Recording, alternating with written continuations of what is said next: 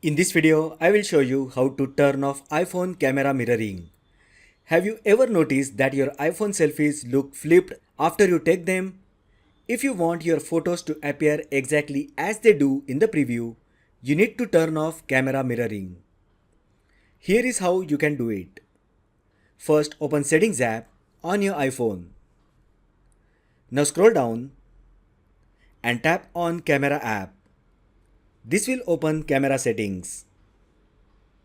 Now scroll down and under Composition, you will find an option Mirror Front Camera with toggle button.